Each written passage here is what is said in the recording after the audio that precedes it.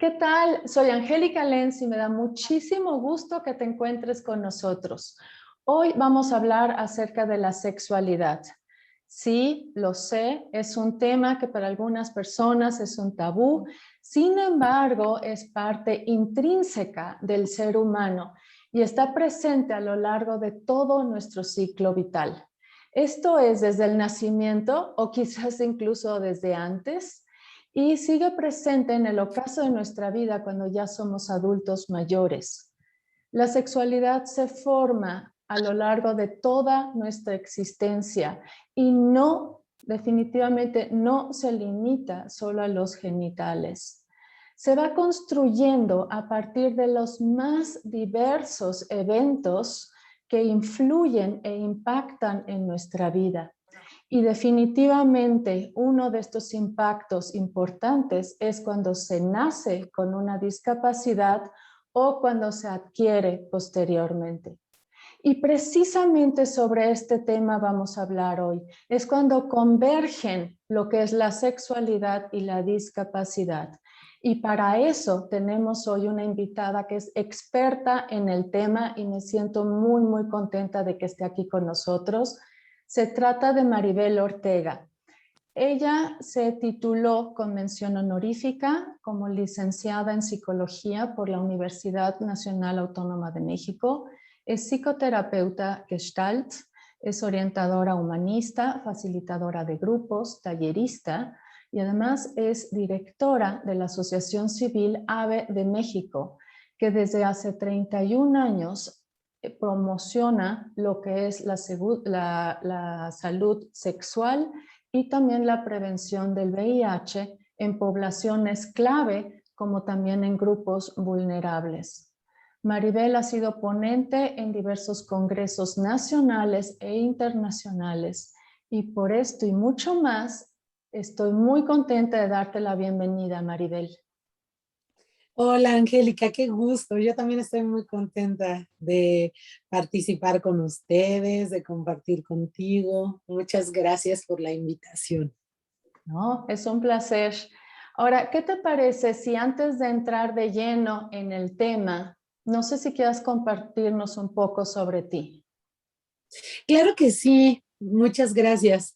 Pues yo tengo 45 años, soy persona con ceguera de nacimiento y mi discapacidad es originada por la retinosis pigmentaria y bueno, obviamente por las barreras que existen ante personas que no tenemos la vista en su totalidad o de manera parcial, ¿no? Porque el significado actual de discapacidad habla de eso, que es la característica que tengamos nosotras más las barreras que hay en el entorno. La retinosis pigmentaria pues es una situación que afecta a la retina, la va pigmentando y no permite que entre la luz de manera adecuada. Y bueno, pues yo te quiero compartir que yo, desde mis recuerdos que tengo desde muy, muy niña, son recuerdos en donde yo fui recibida por la familia con mucho amor y tratada con mucha alegría.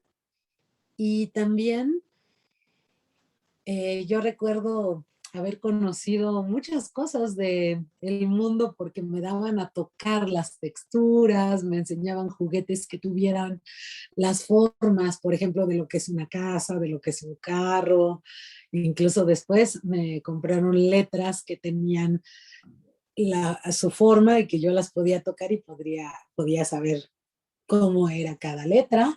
En ese tiempo sí alcanzaba a distinguir los colores y pues también me enseñaban juguetes que tuvieran colores vivos y los ponían en fondos contrastantes para que yo distinguiera los colores, entonces sí los aprendí. Entonces, curiosamente, yo al principio no sabía que yo tenía una discapacidad, yo creía que todas las personas distinguían el mundo así como yo lo distinguía, pero después me empecé a enterar porque escuchaba comentarios de otras personas que preguntaban qué tenía yo o qué me había pasado en los ojos. Además de que escuchaba que había gente que decía, ahí viene fulana de tal, ya la vi. Entonces ya me di cuenta, ¿no? Que yo pues no alcanzaba a ver a esa persona que venía a lo lejos, ¿no? Ujú. Entonces fue como interesante porque mi desarrollo sí fue como en un ambiente de aceptación, de inclusión, de oportunidad para el aprendizaje por medio de el apoyo que me dieron mis padres, mi abuelo, mis tías, ¿no? Mis tíos. Sin embargo, pues también me fui enterando de diferencias que había, ¿no? Y comentarios que la gente les hacía, ¿no? A la familia o que comentaban entre ellas, ¿no? Entonces, por eso me fui enterando. Y bueno, también mis papás se enfrentaron esto de estarme llevando a diferentes médicos para saber si había una forma de corregir la situación de la vista. Entonces anduvieron peregrinando, investigando. Afortunadamente nunca aceptaron operaciones que les ofrecían porque no tenían, no les garantizaban obviamente ningún resultado favorable, solo era como una operación, por ejemplo, para corregir el desvío de los ojos, ¿no? Pero no Ujú. era para incrementar la visión, porque sabemos que hasta la fecha la retinosis pigmentaria no tiene una corrección para que se pueda ver de manera regular. Hay muchos estudios, pero no hay todavía algo probado y me dio mucho gusto que pues no aceptaron una operación que no iba a servir de nada, ¿no? Sí, claro, claro. Eso fue muy bueno. Sí, sí, sí, Ujú. sí.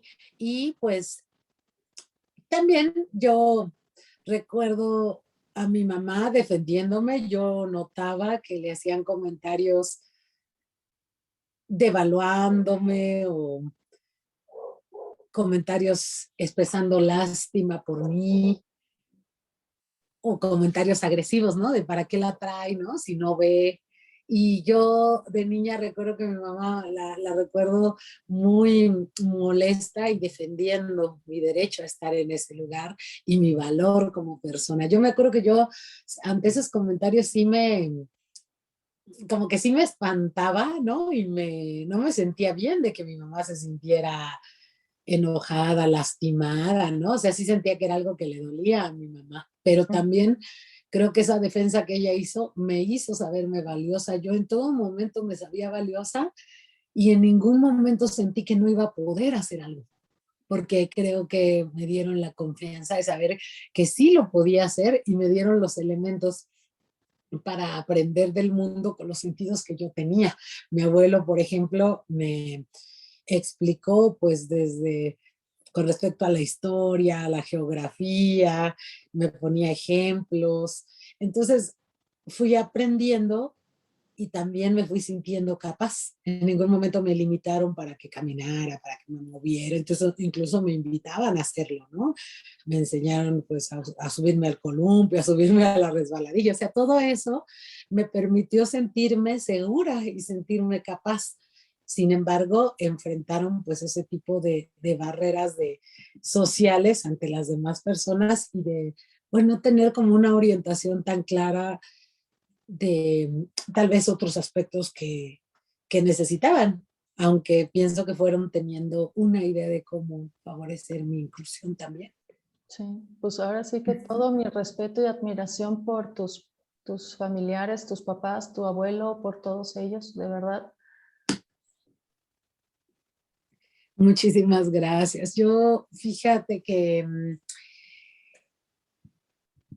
desde niña con esa oportunidad y después cuando entré a una secundaria donde había, que era para personas con discapacidad visual, fue la secundaria Valentín Agüí, y también los maestros, la mayoría y las maestras tenían discapacidad visual, pues también encontré personas que estaban alegres, que por ejemplo en el caso del profesorado, pues sabían ejercer su profesión y además nos platicaban de su vida cotidiana y de que se trasladaban de un lado a otro. Entonces yo sentía que sí se podía, seguir adelante y que pues lógico había que pedir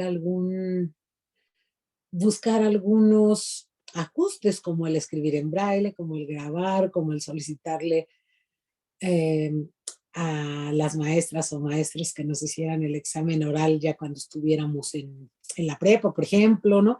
Porque lo escuché de las demás maestras y maestros que ya habían pasado por ahí, ¿no? También tuve compañeros que ya se sabían desplazar por sí solos. Un compañero con discapacidad visual fue quien me enseñó a usar el bastón.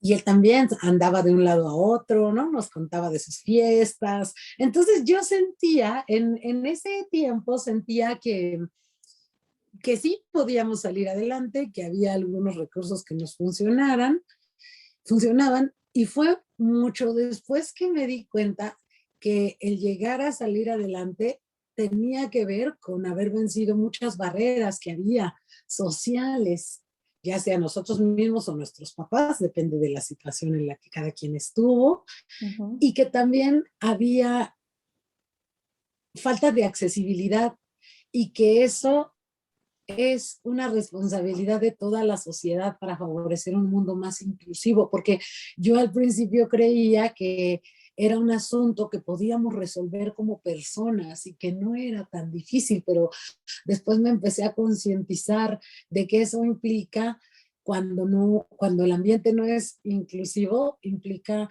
pues más gastos económicos para una familia, para una persona, implica un doble o triple esfuerzo para la persona y también implica que hay familias que no lo pueden hacer y que hay personas que no llegan a desarrollarse porque su entorno es diferente y no les es posible enfrentar esas barreras y que por eso es muy importante trabajar en el tema de la inclusión para que las oportunidades de desarrollo sean para todas las personas y no solo para algunas cuantas, ¿no? Ahora ya revisando las estadísticas, pues hay un gran rezago educativo para las personas con discapacidad en relación a las personas que no tienen discapacidad y también mucha mayor situación de pobreza para personas con discapacidad que para las que no lo tienen, porque las barreras ponen en desventaja a las personas con discapacidad y a las familias de personas con discapacidad y entonces solo algunos cuantos logramos salir adelante y pues la idea es que sean más personas las que tengan la oportunidad. Entonces, pues es lo que te quería compartir al respecto, Angélica. No sé si haya alguna duda o comentario que quisieras hacer. Pues se me hace sumamente valioso tu testimonio porque ahí se ve cómo los ejemplos que tú tuviste a lo largo de tu vida pues fueron unos detonadores importantísimos, ¿no? Y que haya en esto despertado en ti esta conciencia para poder generar cambios y contribuir, pues es más rico todavía, ¿no? Entonces, pues ahora sí que muchísimas gracias por compartirnosla. Yo creo que ahora sí que muchas personas pueden sacar mucho de lo que nos has compartido ahorita respecto a lo que es tu experiencia, cómo lo has vivido tú. Ahora, lo que es respecto a la sociedad y la familia, es cierto que la sexualidad es una cuestión de la que luego no se habla o incluso se niega o que sea una razón de vergüenza. Y esto es como más notorio en las familias donde hay un miembro con discapacidad. Y es entonces cuando se puede dar la infantilización. Esto, claro está, es como más obvio cuando se trata de discapacidad intelectual. Sin embargo, no se limita a esta, o sea, está presente en todas las discapacidades y pues también en la discapacidad visual. ¿Qué nos puedes decir respecto a esto? Claro que sí, este es un tema muy importante, Angélica.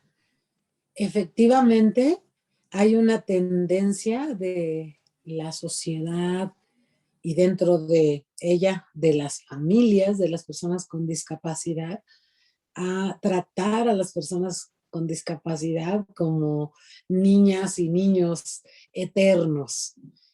Y esto va desde seguirles hablando como si fueran niños o niñas, o seguirles vistiendo en algunos casos con ropa de niños y niñas, ¿no?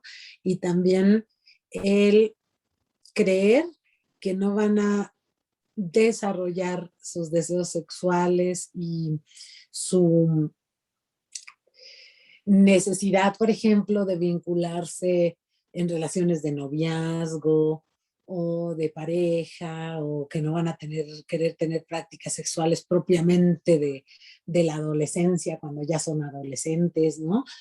Porque la sexualidad es un tema tabú y la discapacidad también sigue siendo un tabú, entonces se suman los prejuicios que hay hacia la discapacidad y hacia la sexualidad, y entonces, por ejemplo, se cree que las personas con discapacidad no tenemos sexualidad, o que no podemos ejercerla, o no merecemos ejercerla, y entonces viene una actitud de tratar a las personas con discapacidad como si fueran niños y niñas, desde el prejuicio de que los niños y las niñas no tienen sexualidad, porque la verdad es que la sexualidad, como decías, está desde que nacemos o incluso antes de que nazcamos, ¿no? Pero hay una idea de, si es una niña o un niño, no tiene sexualidad, no tiene deseo, no se enamora. Entonces la trataré en todo momento como un niño o niña. Y desde una idea de que siempre va a depender, de que siempre hay que decidir por él o por ella, es más fácil a la persona seguirla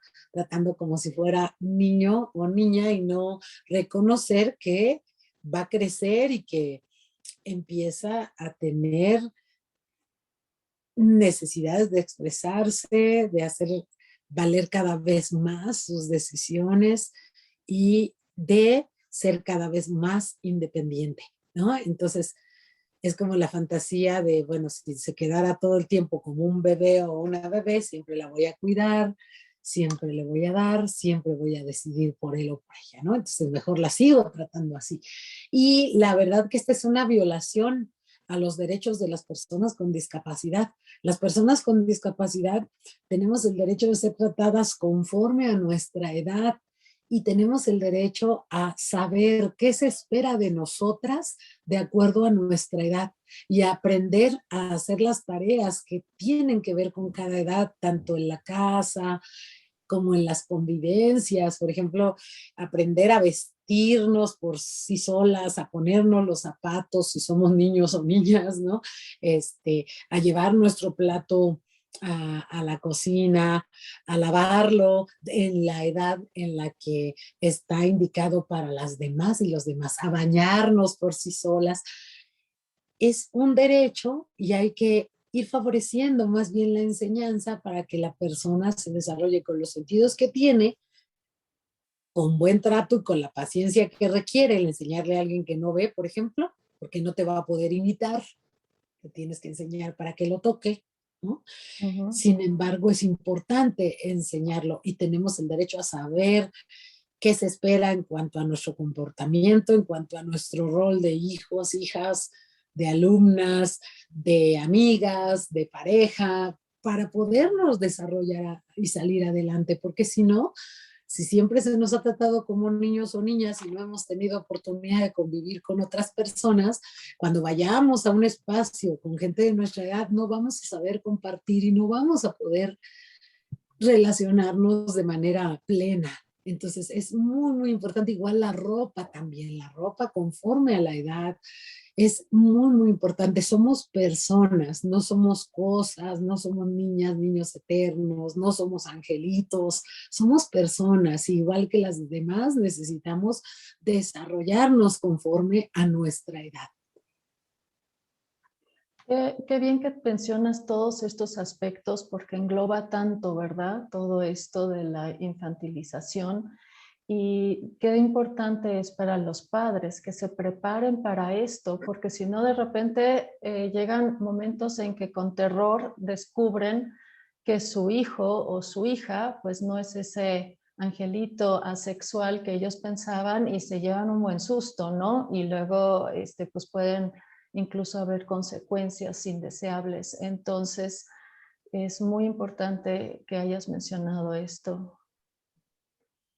Sí, fíjate que con respecto a estas consecuencias que mencionas, Angélica, pues efectivamente, el cuerpo va a crecer y va a haber cambios hormonales, caracteres secundarios, se va a presentar la menstruación, la eyaculación, de acuerdo a cada biología. Y ese cambio es una realidad a las que las familias pues muchas veces se enfrentan y les angustia porque en su imaginario no debía de haber pasado, ¿no?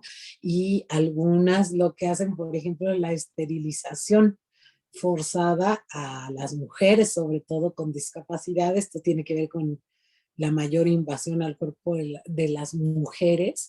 Y pues esa también es una violación a los derechos porque estás provocando una alteración del cuerpo sin la decisión de la propia persona.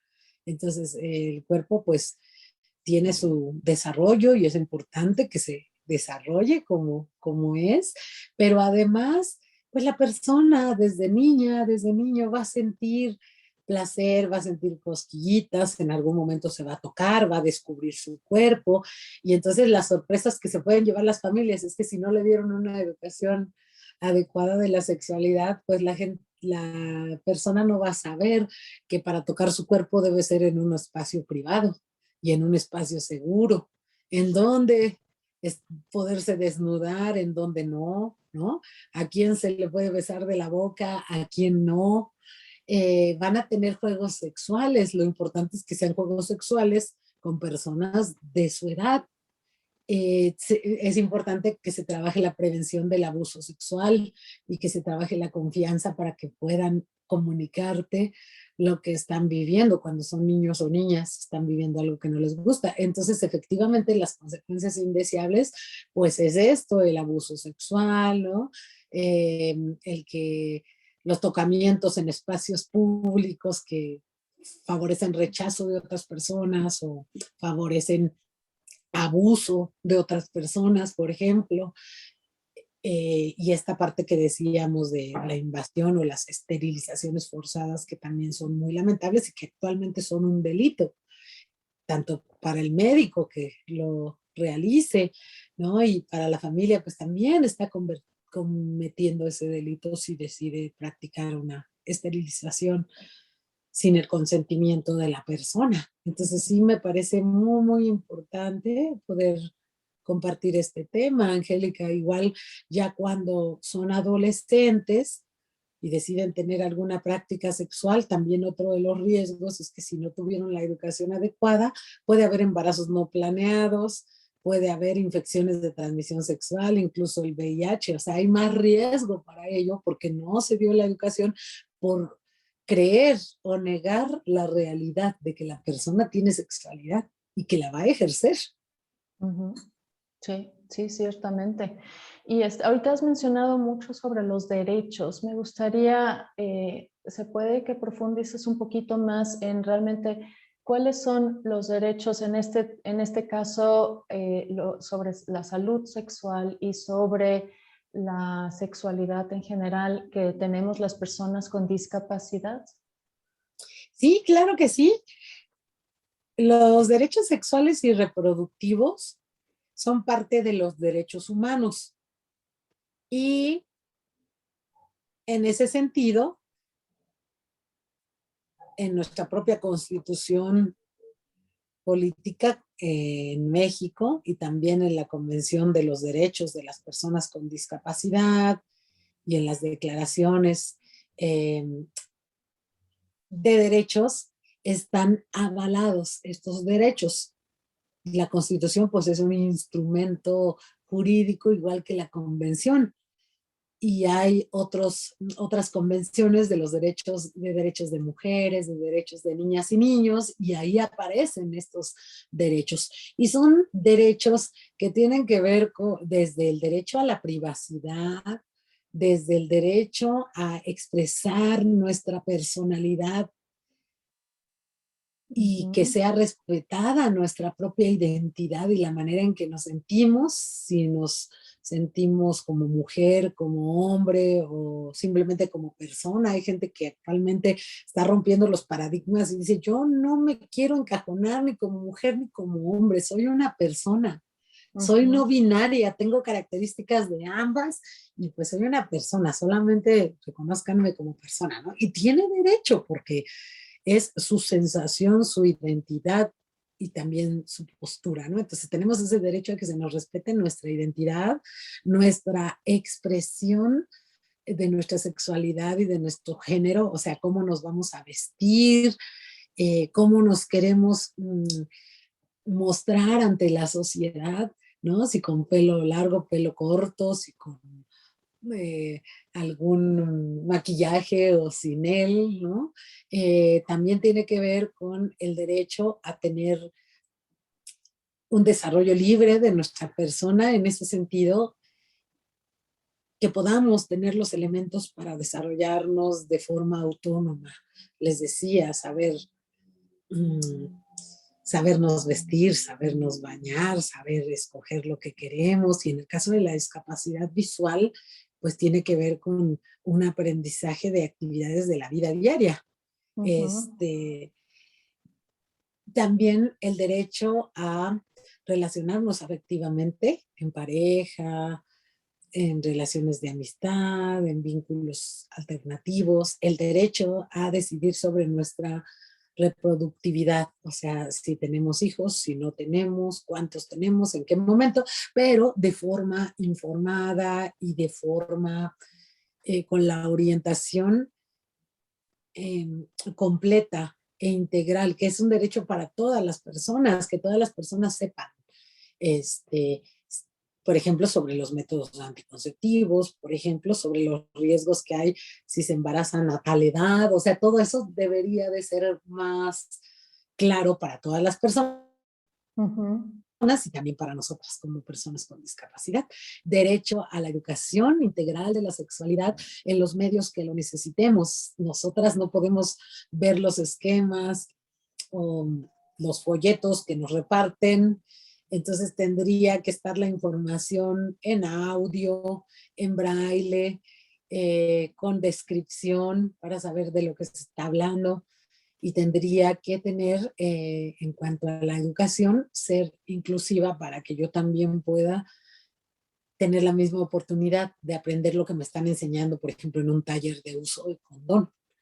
Y tenemos derecho a la salud sexual, a la salud, que seamos atendidas para cuestiones de salud, ya sea ginecológica, urológica o en general si hay una disfunción eréctil o si hay falta de orgasmo, que también las personas con discapacidad tengamos la oportunidad de acudir a un servicio de sexología para ser atendidas, ¿no? Entonces, son derechos en todos los sentidos y el derecho a participar en las políticas públicas para proponer y pedir y hacer estrategias para planear cómo hacerle para que nuestra sexualidad sea plena y para que quede garantizado en el presupuesto y en las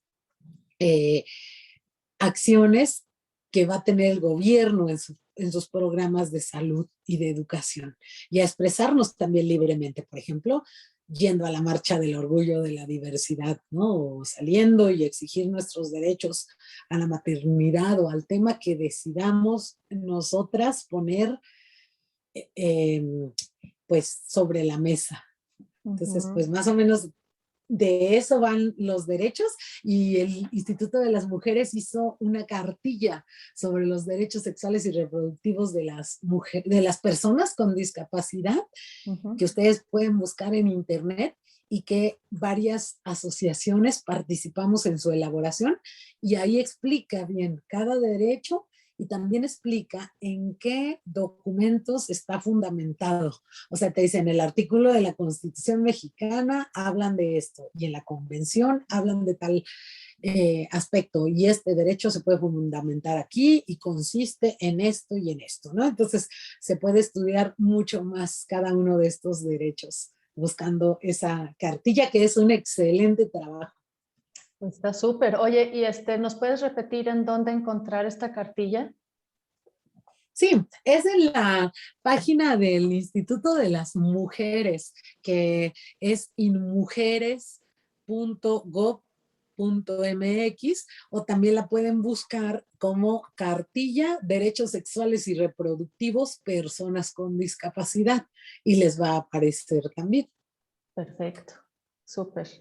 Fíjate qué importante es conocer nuestros derechos, porque esa es la manera como podemos cultivar nuestra autonomía, nuestra autodeterminación y de alguna manera salir de nuestra invisibilidad, ¿cierto? Sí, Angélica, qué importante que hablas de esto, porque las personas con discapacidad desde el siglo pasado empezaron a reunirse y a exigir sus propios derechos y de ahí surgió la oportunidad de realizar la Convención sobre los Derechos de las Personas con Discapacidad a partir de un modelo que es un modelo social de la discapacidad y de inclusión y de derechos, donde se dice el asunto de la discapacidad es un asunto que tiene sus causas a nivel social, porque antes se creía que tú naciste con la discapacidad, pues ya que tú lo resuelvas, ¿no? Tú y tu familia, si acaso. A los demás no les compete. Pero acá se habla, no, no, no, hay barreras sociales que ponen en desventaja a quienes no vemos, a quienes tenemos otra manera de entender el mundo, o a quienes tenemos otra manera de reaccionar emocionalmente. Entonces es responsabilidad social hacer un mundo más inclusivo, donde todas las personas participemos. Y este modelo habla entonces de que además eh, somos personas y en ese sentido tenemos derecho a, hablabas de esa autodeterminación, ¿no? Decidir Ujú. cómo quiero vivir, cómo quiero expresar, qué necesito. Y también ahí es donde se habla de somos capaces de aportar a la sociedad. Y Ujú. yo pensaba, y fíjate que en la mañana que estaba preparándome para esta sesión, ubicaba como de niña y adolescente, pues yo creía que el desarrollarme como persona con discapacidad era asunto que me competía a mí, ¿no? Y Ujú. buscar los recursos. Y después entendí que sí me compete a mí, pero también a la sociedad, a las demás personas, hacer el mundo más inclusivo. Y pensaba que también, pues tiene que ver con que poco a poco vamos tomando conciencia de lo complejo que son las situaciones, pero también en el tiempo que yo nací todavía estaba un poquito más el modelo médico rehabilitatorio en boga y ese modelo decía que lo único que había que hacer es que nosotras nos tendríamos que rehabilitar y que Ujú. la cosa era individual, ¿no?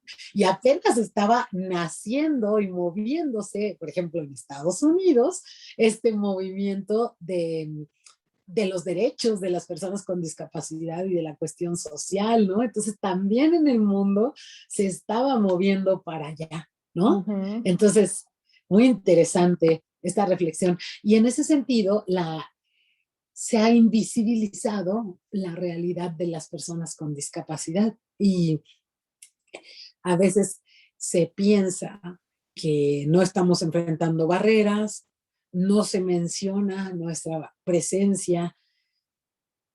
Hasta hace poco se incluyó en el censo las preguntas de si tenemos discapacidad, si tenemos dificultades para funcionar, porque ni siquiera en los registros se consideraba nuestra presencia y es muy importante que sí se considere para saber que aquí estamos y hacernos visibles y Ujú. también hacernos visibles porque en cualquier campaña, en cualquier taller que vaya dirigido a personas, se tiene que favorecer la inclusión, porque las personas con discapacidad somos parte del grupo de jóvenes, parte de la niñez, parte de la adultez, entonces estamos ahí y es importante hacernos visibles y pedir lo que necesitamos, proponer cómo le podemos hacer. No hay una accesibilidad actual como quisiéramos, pero si voy a un servicio de ginecología,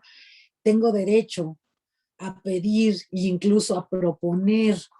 A lo mejor no tienen la receta en braille, pero sí le puedo decir a la persona que me la entregue, me la puede leer, yo la grabo en voz para que yo me la aprenda, porque si usted me la da así nada más escrita, pues no voy a poderla consultar. Pero con esa acción nos estamos visibilizando nuestra necesidad y estamos haciendo algún ajuste para que podamos tener acceso a la información. Entonces, la idea es que nos hagamos visibles y que hagamos propuestas de manera firme, de manera cordial. Muchas veces se puede cuando nos comunicamos lograr acuerdos, y cuando no se puede, pues también hay otros medios como son las quejas, ¿no? Ante derechos humanos, la denuncia, todos estos otros aspectos a los que también podríamos recurrir, ¿no? Sí, ahora sí que como dice el lema, ¿verdad? Nada sobre nosotros sin nosotros. Qué importante es esto. Y este es sobre todo cuando dices hay que proponer, hay que nosotros participar para dejar de ser invisibles. Así es. Sí. Oye, Maribel, ¿qué te parece si abordamos el tema de la educación? Lo que pasa es que, como bien sabemos, el 80% de toda la información que recibimos entra a través de la vista. Y los niños con discapacidad visual no pueden observar los cambios fisiológicos que a lo mejor acontecen en sus hermanas, hermanos mayores, en los compañeros y compañeros de clase a partir de la pubertad. Tampoco pueden observar los comportamientos públicos y privados. Y esto, aunado a muchos otros factores, pues son parte de la educación y de la formación sexual. ¿Qué nos puedes decir acerca de esto? Claro, sí, por supuesto. Las personas con discapacidad visual desde la niñez nos enfrentamos a la barrera de acceso a la información, y eso nos deja en desventaja en relación a las personas que ven. Y como la sexualidad es un tema tabú, es un tema del que muchas veces no se habla, y la gente aprende muchas cosas porque las ve y por imitación y porque vio que se acercó mucho a alguien y la otra le hizo cara fea y dijo, ah, no, entonces creo que no debo de hacerlo, ¿no? O porque le hicieron una expresión desagradable, decíamos, o le indicaron que sí o que no, pero muchas veces no fue con palabras, ¿no? Y también lo de los cambios, hay una censura hacia el tocamiento del cuerpo, el conocer el cuerpo. Entonces mucha gente pues conoce los cambios pues porque de repente los ve, porque se asoma por una rendija para ver a alguien porque tiene dudas. Esas cosas no se pueden aprender cuando la persona no ve, ¿no? Entonces es muy importante la educación integral de la sexualidad para todas las personas en primer lugar, para que nos enseñaran a todas que nuestros cuerpos no son motivo de vergüenza, que debemos respetar a cada quien y no violentarle, eh, no agredirle, invadiendo, por ejemplo, su espacio personal, ¿no? No abusando, queriendo que hagan algo que las personas no quieren. Todo eso es una educación para todas las personas, y obviamente dentro de ello las personas con discapacidad visual, aprender estos preceptos del respeto, del valor del cuerpo, de no vergüenza, de la comunicación, pero también aprender otras cosas muy concretas a las que no tenemos acceso, como cuáles son los cambios del cuerpo que se van a presentar, cómo son los órganos sexuales, que eso también lo debe de aprender quien no tiene discapacidad, pero en el caso de la gente con discapacidad hay que hacer modelos, materiales, explicaciones que puedan ser accesibles a alguien que no ve. La persona tiene que tocar a través de algún modelo, por ejemplo, como es un órgano sexual, porque no va a poder verlo en el libro o en el esquema o en una foto.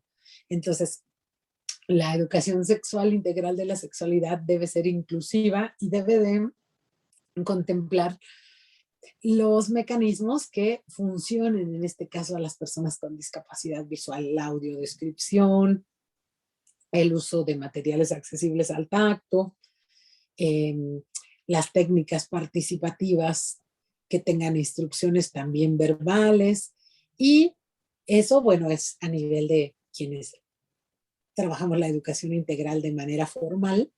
Sin Ujú. embargo, la educación de la sexualidad nos compete a todas las personas, entonces las familias sería muy importante que se acerquen a revisar conceptos de educación integral de la sexualidad. Lo encuentran en la página de la ONU también, en UNESCO también encuentran información sobre educación integral de la sexualidad, si la buscan así, para que puedan enterarse de primera mano cuál es la propuesta, porque hay muchos grupos que están desinformando y están diciendo, es que en la educación sexual lo que quieren es que todos los niños y niñas se vuelvan homosexuales o todos cambien de sexo. Eso yo les invito a que lo lean directamente de la Ujú. fuente de la Organización Mundial de Sexualidad, de la Organización Mundial de la Salud, de la Organización de Naciones Unidas. Busquen qué es educación sexual. Y educación sexual busca que haya respeto, que haya cuidado del propio cuerpo, que se prevengan las infecciones, que haya un respeto a la diversidad, que haya un respeto a la identidad de la propia persona. Entonces las familias también se pueden enterar, porque también las familias son responsables de educar en este tema. Y en ese sentido, en el tema de la discapacidad, sí también informar a niños y niñas que el cuerpo va a cambiar, explicarles cuáles cambios van a existir, explicarles cuáles son los espacios públicos, los espacios privados, explicarles cómo, por ejemplo, cómo se puede usar una toalla sanitaria, una copa menstrual, explicarles también, ¿no? La expresión apropiada de afectos, ¿no? En un parque, por ejemplo, ¿no? Las parejas en un parque, hasta qué punto se llegan a tocar o a besar, porque las personas que no ven no lo saben, mucho menos las Exacto. más jóvenes. Las demás, pues ya poco a poco nos vamos enterando, ¿no? Entonces Ujú. hay que hablar del tema. Y para la discapacidad visual es una oportunidad también para las familias de hablarlo, porque no lo van a ver así nada más porque alguien les haga una cara de desaprobación, pues la gente no se va a dar cuenta, ¿no? Entonces hay que hablar del tema. Eso es muy importante. Sí, definitivamente la familia no puede dejar toda la educación sexual a las escuelas, porque finalmente no podemos saber qué tanto lo tocan en la escuela, qué tanto lo profundizan. Y como tú dices, lo de los modelos, lo de las audiodescripciones, o sea, todo eso, de alguna manera los padres de familia necesitan estar al tanto y también aportar a todo esto, ¿no? No deslindarse y decir, ay, pues la escuela se encarga y ya nosotros no abordamos el tema, ¿verdad? Exacto. Ujú. Esto es tan importante sobre todo ya cuando entran posteriormente a la adolescencia. Sabemos que cada vez la actividad sexual comienza más temprano y en el caso de los jóvenes con discapacidad visual, por un lado está la limitante de la información, el que no tienen acceso a tanta información. Y si no la obtuvieron, pues menos. Y por otro lado está también la complejidad de la movilidad, porque por lo general, pues todavía a esas edades, pues los acompañan, los llevan, los traen, están siempre acompañados. Entonces, está la cuestión esa de tener la información y también obtener, en este caso, digamos, los métodos anticonceptivos, tener acceso a ellos y evitar los embarazos no deseados o como mencionaste anteriormente, pues las enfermedades también, ¿verdad?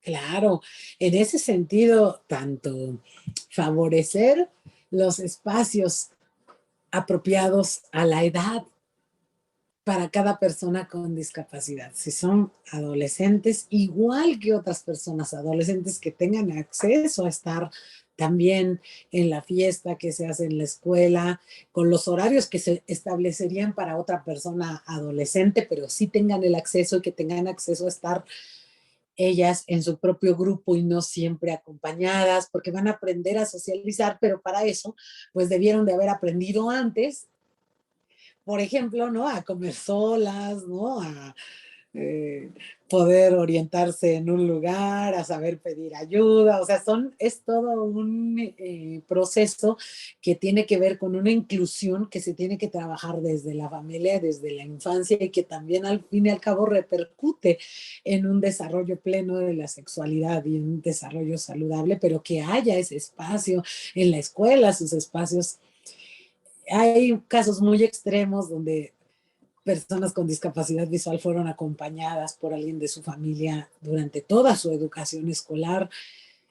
Y bueno, es respetable la decisión porque fue lo que en ese momento sintieron que era lo más correcto. Sin embargo, hay posibilidad de enseñarle a la persona para que se sepa desarrollar como otra persona, siempre tratar de que sea como las demás personas, ¿no? Las demás personas no van con sus mamás, papás, familiares a la escuela, porque es un espacio donde tienen que aprender a socializar. También la persona con discapacidad visual tiene que aprenderlo así. Y por otra parte, aprender cuestiones en talleres que trabajamos, varias asociaciones que hacemos educación integral de la sexualidad para personas con discapacidad, algunas especializadas en una discapacidad, algunas en otra, otras de manera inclusiva como lo hace AVE de México, pero que también tengan oportunidad, de acuerdo a la edad, a asistir a los talleres, por ejemplo, un taller de uso de condón en la adolescencia o en la pubertad, un taller de métodos anticonceptivos, un taller del autocuidado de los órganos sexuales, por ejemplo. Eso es algo muy, muy importante que las personas tengan ese acceso y que hay que empezar a quitar el tabú de, por ejemplo, había mucha censura, ¿no? De cómo que tal persona trae condones en su mochila. Pues está bien que los traiga. Está bien que Ujú, los traiga porque entonces se va a cuidar y ojalá que sí los use, porque hay gente que los trae y no los usa, ¿no? ujú. En ese sentido, que la persona tenga oportunidad de hacer sus compras, de poder ir al centro de salud y entrar a la consulta sola o solo, de acuerdo a la edad. Digo, cuando es un bebé, pues le vamos a acompañar, una niña, un niño, pero conforme va creciendo, ya siendo adolescente, que tenga su espacio, porque entonces va a expresar algunas cosas que a lo mejor no expresaría si está alguien de su familia. Ujú, sí, por supuesto. Yo creo que con toda la información adecuada, armados con todo esto, los jóvenes, pues van a ser como jóvenes con mucho más confianza en sí mismos y mucho más seguros. Y aquí nos damos cuenta cómo la autoestima va sumamente relacionada con una sana sexualidad, ¿cierto? Sí, claro. Si una persona se sabe valiosa y sabe que su cuerpo es valiosa y que merece ser querida porque se sabe querida, merece ser aceptada tal y como es, la persona va a favorecer y va a procurar relacionarse con personas que le den su valía, que le acepten tal y como es y que también le quieran y que también no le violenten. Es muy importante favorecer la autoestima en todas las personas, incluyendo las personas con discapacidad visual. Y en este caso, la mejor manera de favorecerla es que desde la niñez o en el momento que podamos, porque a veces ya tenemos la oportunidad de convivir con la persona ya más grande, o si no lo hicimos antes, pues hay que favorecerlo ahorita, ¿no? Favorecer el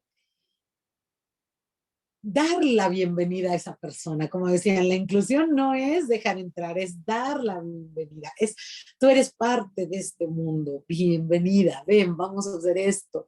Que la persona se sienta querida, se sienta aceptada, cuando son niños, cuando son niñas, que se sientan bien recibidos. Eh, y empezarles a enseñar que hagan cosas que van a poder lograr para que empiecen a saber que sí pueden, empezarles a invitar a cosas, a retos pequeños que sabemos que los van a poder alcanzar y reconocerles lo que van pudiendo lograr, y cuando no pueden algo, pues también reconocer que así son las cosas y que después podemos volver a intentar algo nuevo, o sea, ir fomentando esa autoestima, esa valía. Si alguien con discapacidad siente que no puede, tiene miedo al fracaso o siente que no es valiosa, que no merece, es muy importante que pueda acudir a recibir algún apoyo psicológico, acudir a algún taller de autoestima, igual que las personas con discapacidad cuando llegan a sentir esto, porque si la autoestima no está fortalecida, la persona va a ser más complicado que tenga relaciones plenas, relaciones no violentas, y también va a ser más complicado que sepa cuidar su cuerpo. Si sabemos que nuestro cuerpo es valioso, pues tal vez nos va a dar más ganas de quererlo cuidar y prevenir, por ejemplo, una infección, o si la tengo, pues acudir a tratarme de esa infección. Sí, es que si nos amamos a nosotros mismos, entonces vamos a poder cuidarnos en todos los aspectos, en el físico, en el mental, en el emocional, en todo, como personas integrales, ¿no?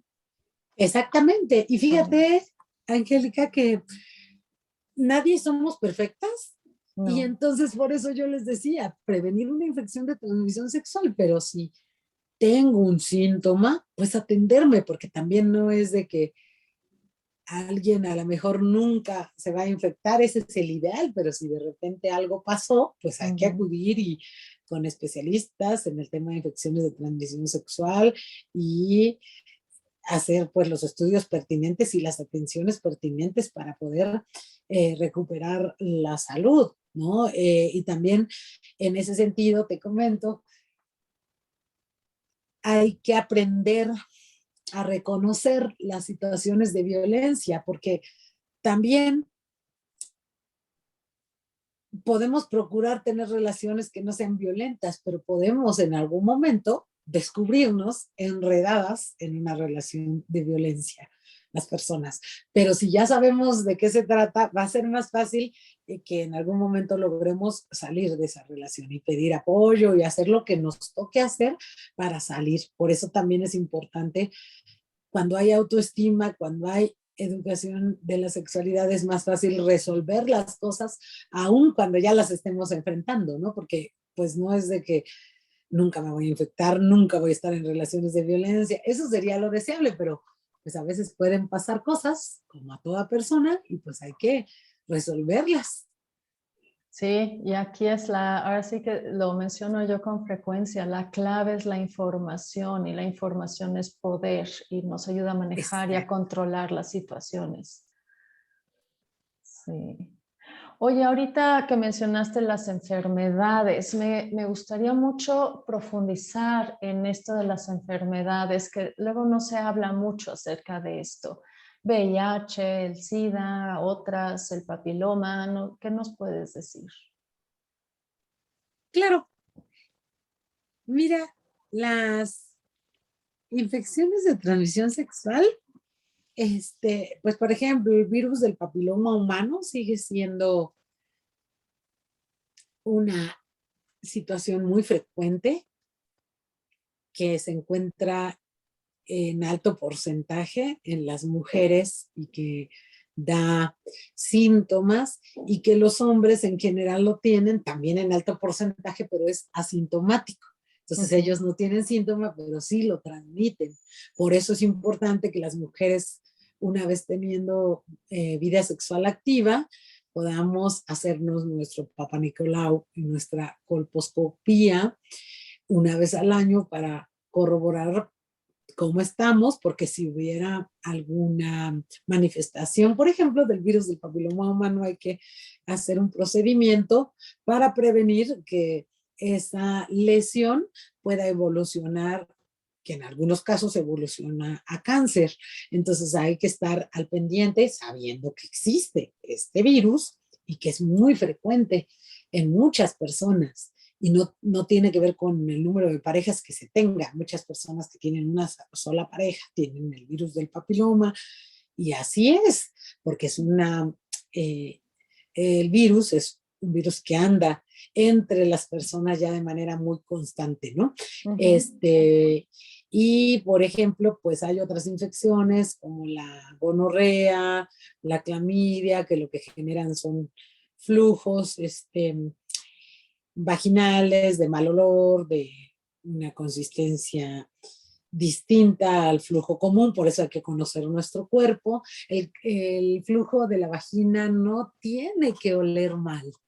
Es un mito y a veces hasta una broma que mucha gente dice que es de mal gusto porque es como una ofensa para las mujeres, ¿no? Decir que olemos a pescado, pero no es cierto. O sea, el flujo vaginal no tiene que tener mal olor. Sí tiene un olor, es un olor agradable, es un olor que tiene que ver con las hormonas, con las sustancias de la que está hecha. Igual el semen no tiene que tener mal olor, tiene un olor característico, pero no es un olor, digamos, apestoso o fétido, ¿no? Cuando hay olores que son como desagradables, eso quiere decir que hay algunas bacterias o algún virus, en general son bacterias o parásitos y que hay que checar o algún hongo.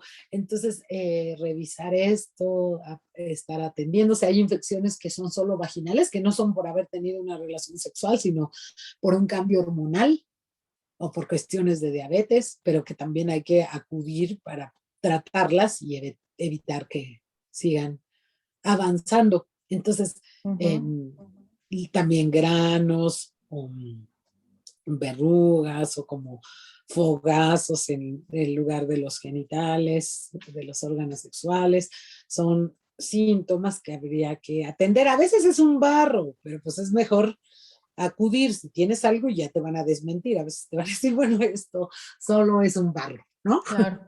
Y pues el uso del condón es fundamental cuando decidimos tener prácticas de penetración, pues para prevenir las infecciones de transmisión sexual. Okay.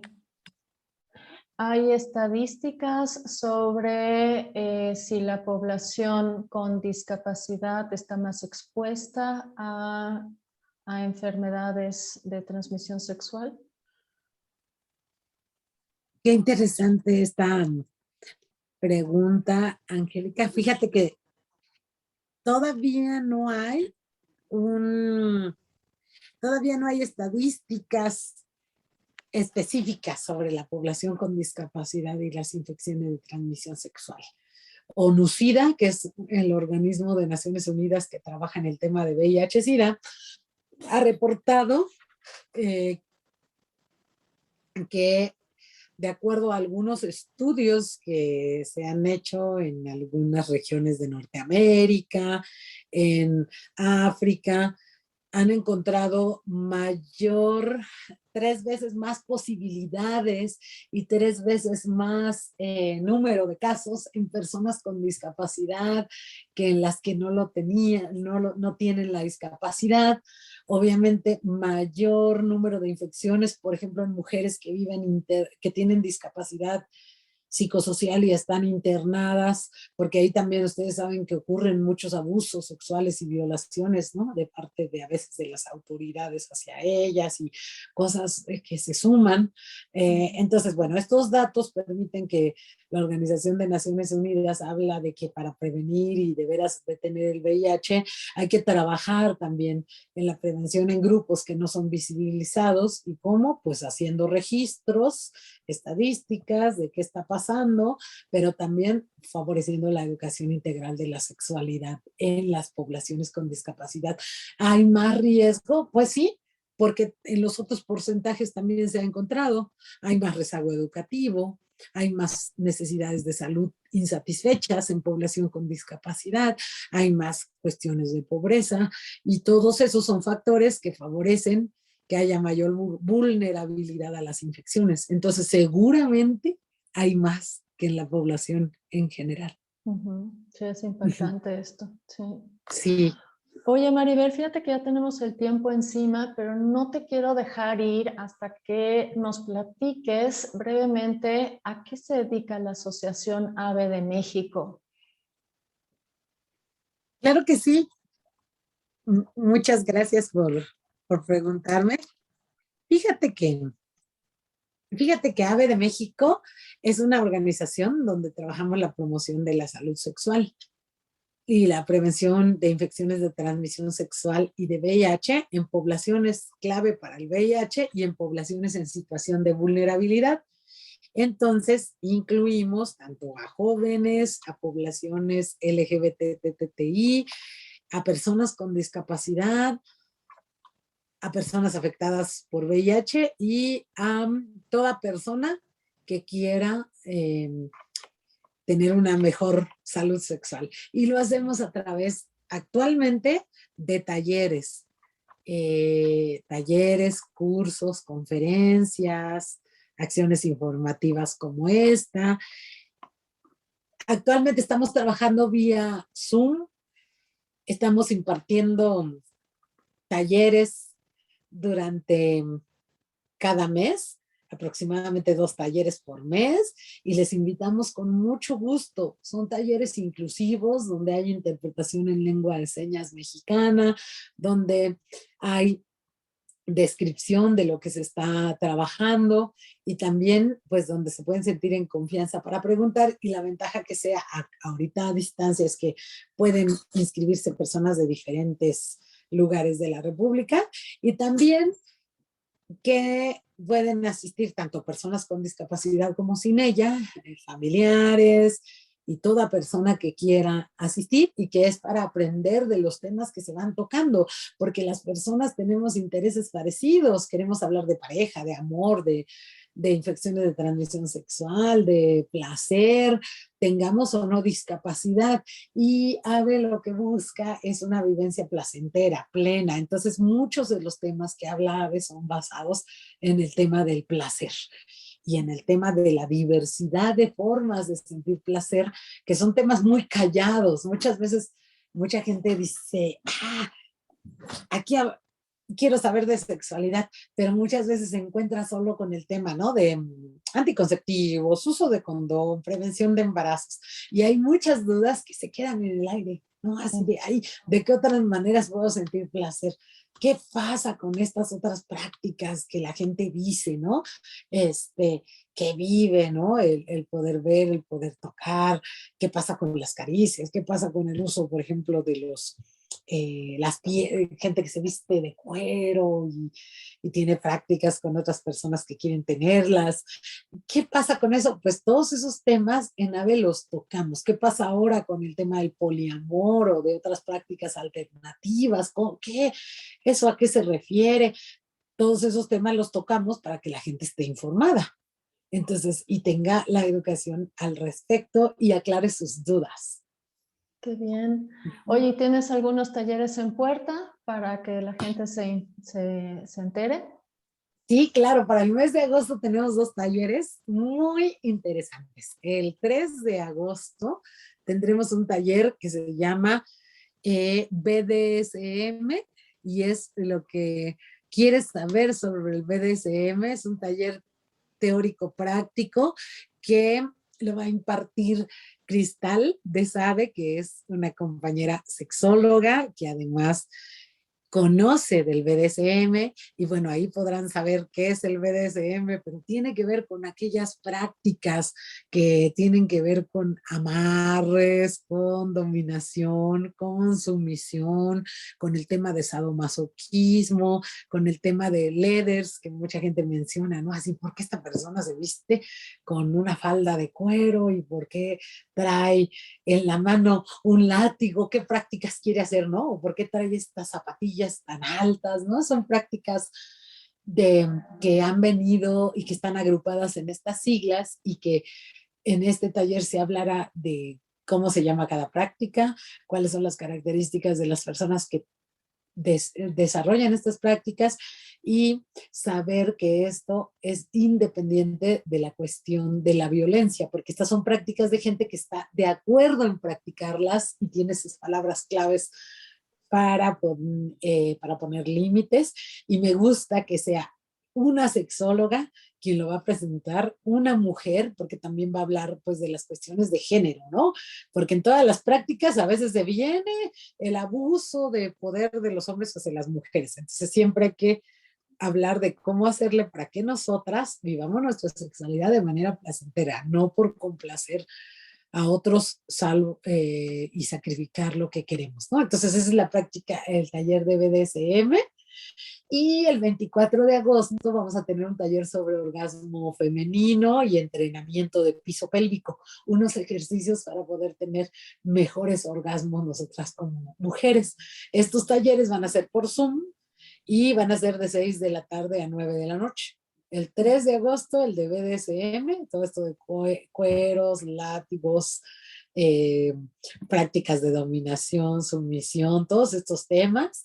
Y el 24 sobre orgasmo femenino y entrenamiento del piso pélvico. Van a ser talleres muy interesantes a los que les invitamos con mucho gusto.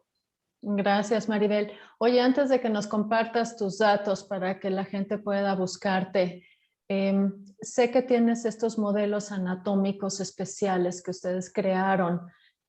Sí quisiera ver si todavía nos puedas hablar un poco de estos modelos, porque creo que eso es importante que estén disponibles pues en más lugares, escuelas sobre todo. Claro que sí. Solo permíteme tantito. Nosotros en AVE de México, es que no sé, algo aquí se me Es que ya es tarde, complicó ¿verdad? con mi cámara. Sí, Ajá. sí, pero está muy bien. Mira, nosotros, es que estoy volviendo a entrar aquí porque algo pasó con mi cámara. Nosotros en AVE de México tenemos unos modelos, ya está, unos modelos sobre órganos sexuales que están diseñados en tela y que son como si fueran unos peluchitos. Están inspirados en flores, tanto el femenino como el masculino, y son para ilustrar lo que son los órganos sexuales masculinos y femeninos y que la gente tenga acceso a ellos a través del tacto. Con gusto podemos hacer en algún momento una presentación para que los conozcan y los tenemos accesibles para que ustedes los puedan adquirir con todo gusto. Y también hemos tenido talleres presenciales, ahorita no, pero esperemos pronto regresar también a esa modalidad en donde ustedes también pueden asistir para conocer sobre los órganos sexuales a través de estos modelos. Y funcionan también para población sin discapacidad, porque la mejor manera de saber de los órganos sexuales para después autoexplorarnos todas las personas es a través del tacto, no a través de la vista, ¿no? La vista pues solo te da una idea, pero cuando te vas a explorar, por más que veas y te pongas un espejo, hay cosas que no las vas a ver, que forzosamente las tienes que tocar. Entonces, por eso son modelos muy importantes. Sí, cómo no. Bueno, Maribel, pues ya, ahora sí que tenemos que ir cerrando. ¿Nos puedes compartir los datos de AVE de México? ¿Cómo buscarte? Claro que sí. Nos encontramos en el Facebook como AVE de México, así nos pueden buscar, AVE de México, y nos van a encontrar, va a decir AVE de México, Organización Civil. Ahí están publicados nuestros diferentes talleres y también diferente información que compartimos. También ahí pueden preguntar por los modelos vía inbox y por los talleres. Entonces, desde el Facebook como AVE de México, o pueden escribir al correo contacto avdemexico.org.mx. Entonces es contacto@avdemexico.org.mx. También te pasaremos el banner del taller con la información accesible y ahí también vienen 2 números, uno de WhatsApp y uno de Telegram, que para que ustedes también puedan escribir mensajes y también pueden llamarnos al teléfono 55 10 54 32 12. 55 10 54 32 12. Perfecto, Maribel. Ay, pues no me queda más que agradecerte, de verdad, muchísimas gracias. Creo y estoy convencida más bien de que todo lo que nos has compartido debe ser muy, muy valioso para las personas que nos han escuchado.